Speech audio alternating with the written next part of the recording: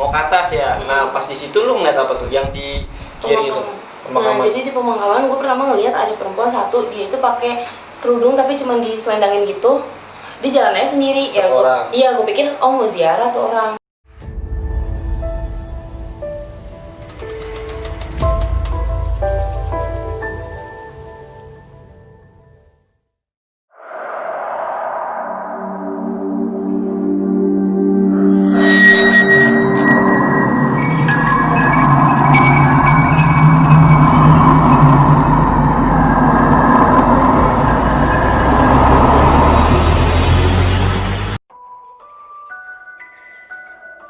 Pas naik ya yo, lu di situ udah feeling gak sih maksudnya?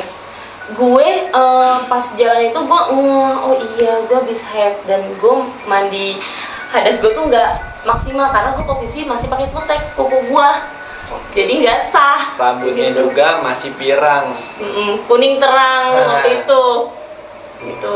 Ya udah, jadi di situ pun pas maghrib sebenarnya gue agak ngerasa was-was, kok ini kita nggak mau nunggu aja dulu gitu sebentar. Bener. Gitu.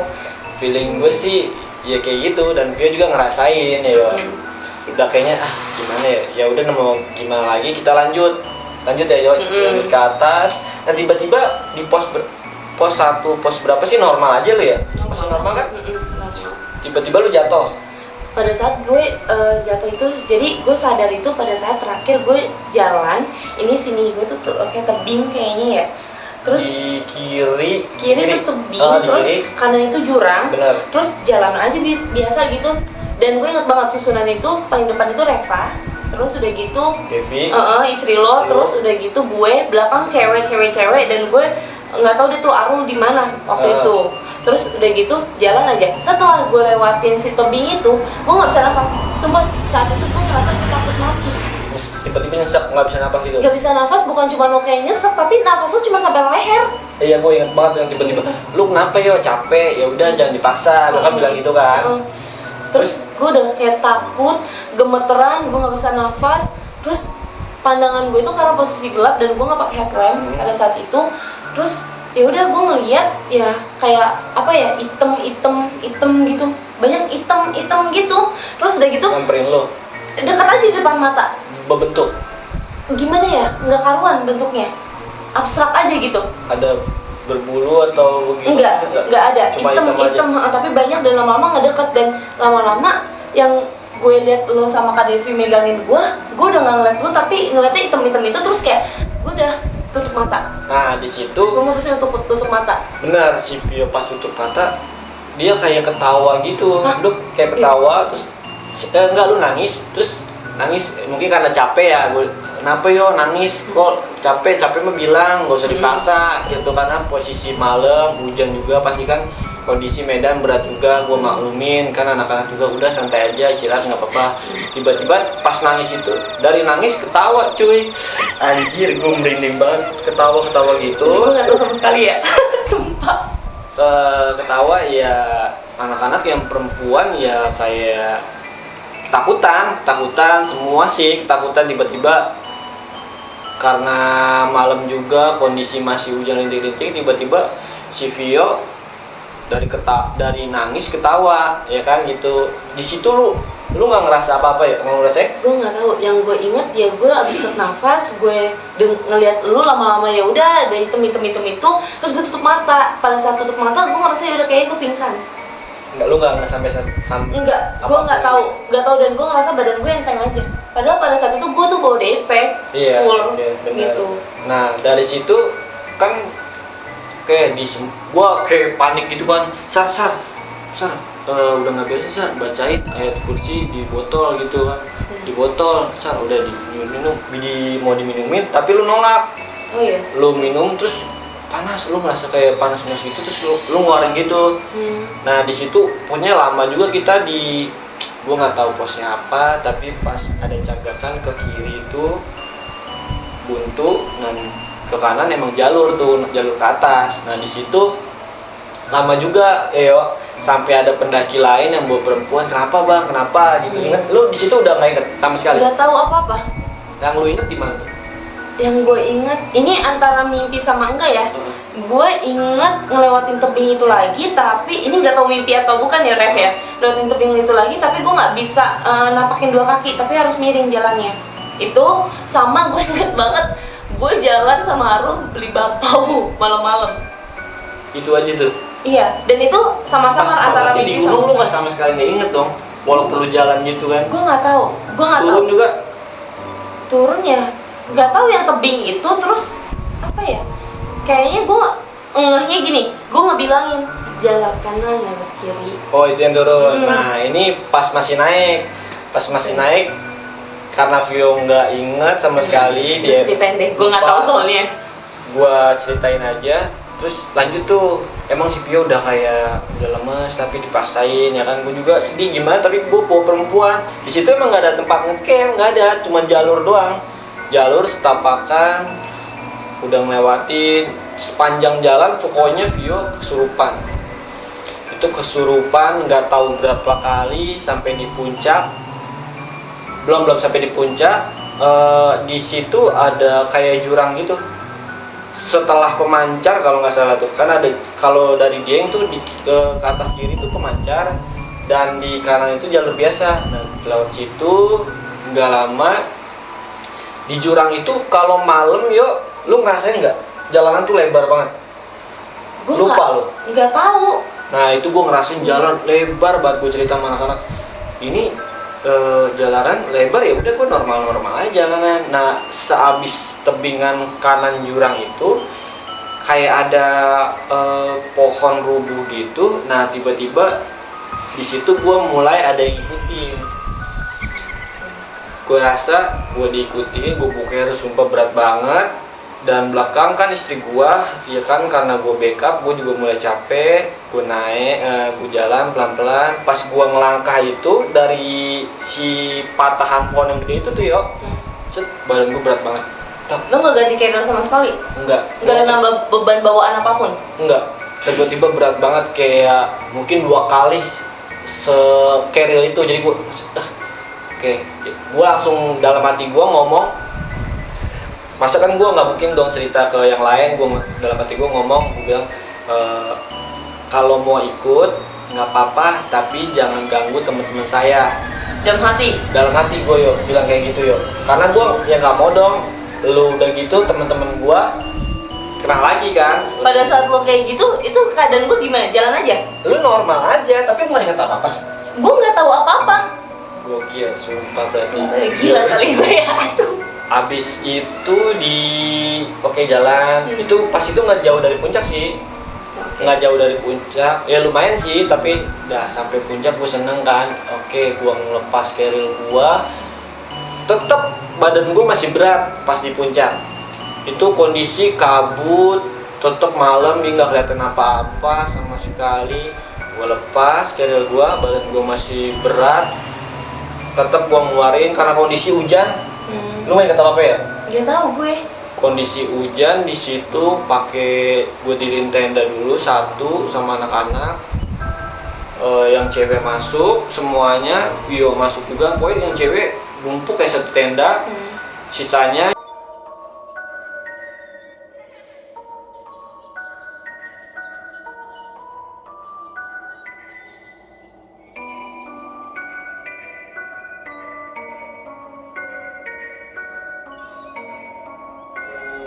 cerita selanjutnya kita undang teman kita aja ya. Saksi hidup Kejadian waktu itu di Gunung Prau. Dia juga ada di situ sih. Siapa tahu dia ingat banyak gitu. Kejadian ingat waktu banyak itu. Dan buat nambah-nambahin, bukan nambah-nambahin sih, maksudnya ngelengkapin cerita kita. Takutnya gue lupa dan Vio juga emang sama sekali kan ingat kan. Oke, kita panggil Ambon. Sini Bon. Semua. Enggak perlu sendiri Bon. Kenalin diri dulu Bon. Ya, saya Chandra, dipanggilnya Ambon. Waktu itu gue juga ikut ke Gunung Prau bareng Dede pada. Lanjut di puncak aja kali ya Bon, langsung. Apa yang lo inget tuh Bon? Di puncak, pas kita nyampe puncak Bon, coba apa yang lo ingetin di situ Bon? Ya waktu itu keadaannya tuh benar-benar kayak ya tengah malam sih tuh nyampe di Puncak Bayangan ya, Puncak Bayangan di Dieng, di Prau. Itu tengah malam dan keadaannya juga udah pada capek dan panik juga karena udah satu kondisi si Vio juga udah nggak karuan kan tuh di jalur. Baru sampailah kita, baru sampai buka ya, kondisi masih hujan. Masih hujan juga, masih hujan, buka tenda, yang nyelamatin yang cewek-cewek dulu buat bikin satu tenda. Dan udah tuh, kayaknya di situ masih belum terlalu ini sih, masih aman gitu ya, maksudnya masih belum kacau gitu. Yang kacau tuh kalau udah pas tenda udah pada jadi justru kalau kata gue. Pas kita tenda udah pada jadi semua ya Bon, udah jadi empat-empatnya tenda. Dan keadaan dalam ya udah posisi prepare istirahat lah. Benar, kita udah saling rapi-rapi, satu-satu ganti baju, yang perempuan juga masuklah semuanya. Dan kita bertenda itu, yang tenda kuning itu kapasitas 6 orang, kita isi itu ber-6 ya Bon? Ada enggak, itu tuh lu cuman lu berempat, si Devi, terus lu siapa namanya, Vio sama Botak. Awalnya berempat ya? Berempat, nah gue yang lain pada misah tuh. Gue bertiga sama Item, Agoy sama gue bertiga. Nah pas di tengah-tengah itu, nah lu udah pada itu, maksudnya gue nggak tuh tenda emang udah rame nih keadaannya. Lu juga udah kayak ada keributan lah di tenda lu, dan gue nyamperin masuk. Oh iya benar. Dan emang di situ lu udah kacau anjir. Kondisi udah parah. Parah. Ya? Apa yang gue lakuin di dalam tenda waktu itu? Lo inget gak? Berontak. Terus? Awalnya Bon. Kalau awalnya sih ya kayak kesurupan biasa kayak kesurupan biasa kan tuh, kayak maksudnya kesurupan dan isinya tuh ada macan, nenek-nenek. Banyak anjir, dikeluarin masuk lagi, keluarin masuk lagi, jadi ganti-gantian. Ya, benar, maksudnya nggak satu makhluk aja. Seingat gue itu parah. Seingat gue tuh waktu itu ada kejadian itu, bocah tuh kayak mau buka tenda tuh, mau keluar apa gimana tuh, satu orang terus nyeletuk, keadaan tahu-tahu lu sadar, jangan buka pintunya, pintu tenda. Iya, jangan buka pintu dia tenda. Di depan gitu ya. Iya. Dia lagi di depan gitu. Ya waktu itu ya udah langsung ditutup lagi dan lu masuk lagi, kena lagi tuh. Nah, di situ sekarang langsung ada siapa aja ya waktu itu? Pokoknya banyak ya? Banyak, berenam deh seingat gua. 7 kayaknya deh. 7 orang ya? Pokoknya gua, lu, Vio, Arul, Dwi, Devi, Keling. Keling juga ada. Keling ada di situ, semuanya ngumpul buat pegangin Vio. Cowok-cowok tuh pegangin Vio pokoknya. Gua bagian kaki. Terus apa yang lo rasa waktu megangin gua gitu? Ya gua sih apa ya? Kalau gue sih yang megangin aja, karena gue tuh kalau gituan tuh gue nggak peka, maksudnya nggak ada sisi yang kepekaan gue terhadap makhluk begitu. Gue tuh kalau ini ya gue ngerasain ya, gue bisa ngeliat doang keadaan lu tuh kayak bukan lu itu pas waktu itu. Apa gue punya energi yang lebih kuat kah untuk seorang wanita gitu, kayak gue perempuan banget, gitu. Parah, lu udah begini nih anjir. Parah banget.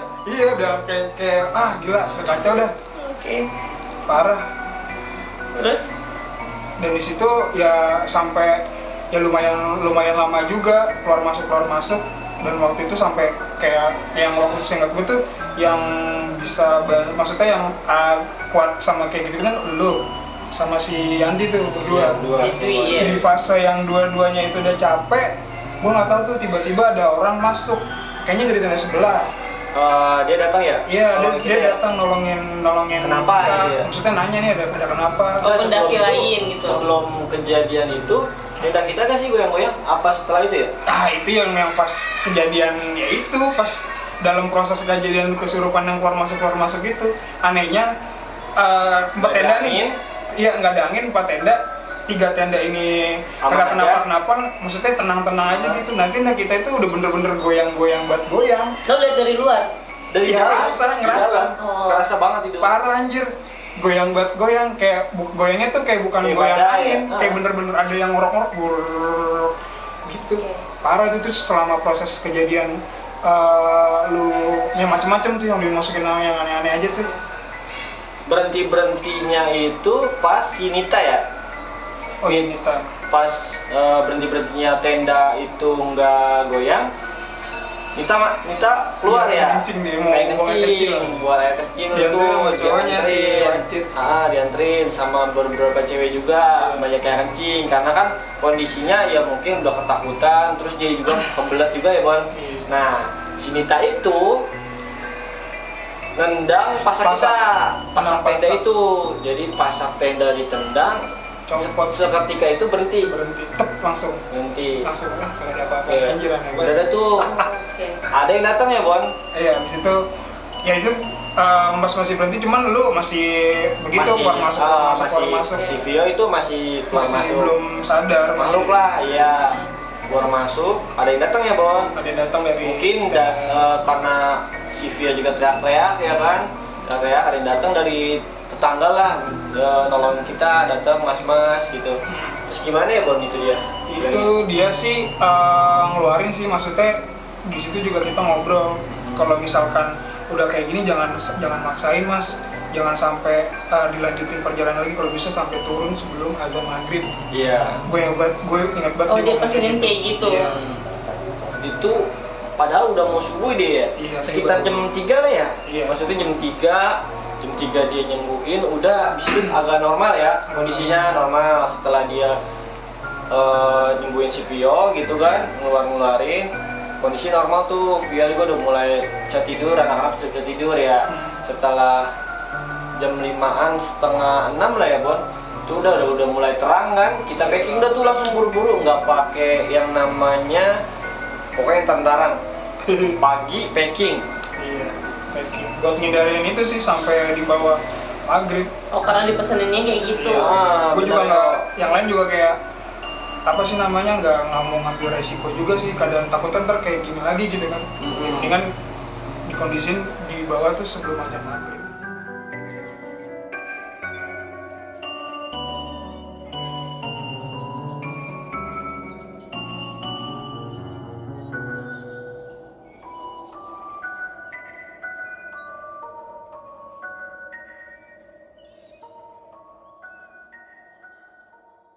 Anak kecil yang waktu gue liat di kuburan itu ada lihat kanan dan lihat kiri. Gue nggak tahu itu yang terjadi apa. Ini kenapa ya? Ini kenapa? Itu jadi buat hal yang lucu buat dia juga ya. Isinya tuh bukan senang-senang buat tidur, tapi jagain dulu.